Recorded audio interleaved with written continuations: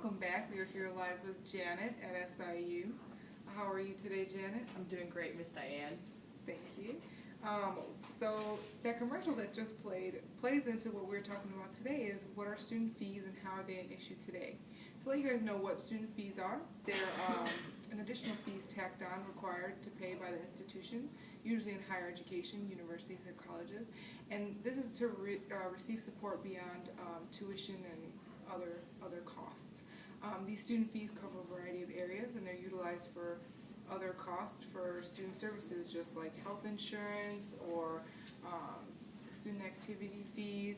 So here I am holding my SIU bill, and one of the stuff that I'm seeing here, I'm not fully understanding. So here we got Janet helping us in the library to explain it. So Janet, can you tell me more about these things? Absolutely. So let me just go with some of the larger fees that you're seeing on your statement.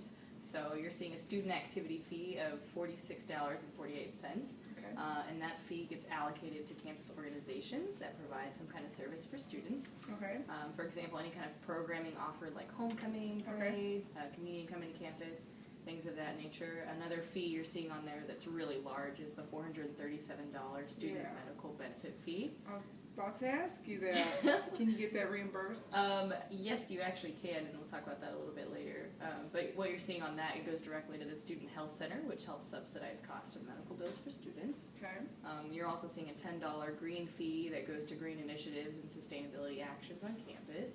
Okay. So. And I'm seeing a miscellaneous fee on here.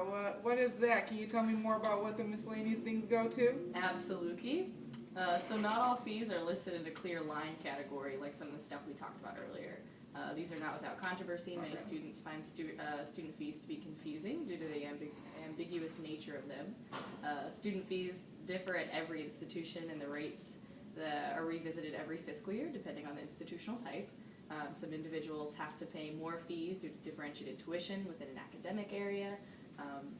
And while there are some fees that are known as a blanket fee that all students pay regardless of status, credit hour, things of that nature, the miscellaneous fee that you're looking at is exactly what it says. It's used for miscellaneous stuff and doesn't really have a clear purpose. So basically it's the most honest fee that we have here. Precisely. And do you mind sharing some of the issues associated with these fees that we have here? Yeah, absolutely. There's not necessarily a cap on student fees, which brings a large concern with rising costs of higher education, but cost isn't the only issue associated with student fees. One of the largest issues with certain activity student fees is a conflict of group interests. Okay. So with diversity and inclusion becoming prevalent in the university setting, it's important to consider students and what the student population wants when it comes to services offered.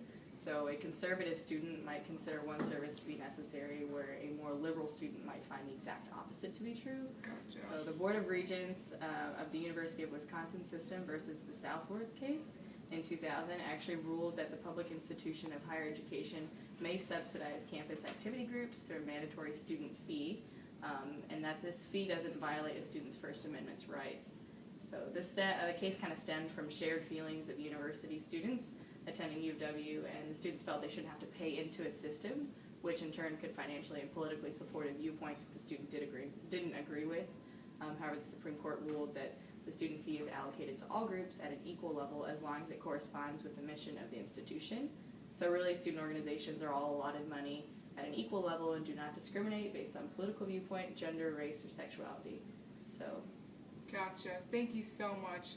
I mean, that's very informative. I didn't know that. Usually I thought, you get a choice, but students don't really have a choice, and the university decides for them. Well, thank you, Janet. That was very informative here today. We'll be back after a few short messages. Excuse me. Blooper.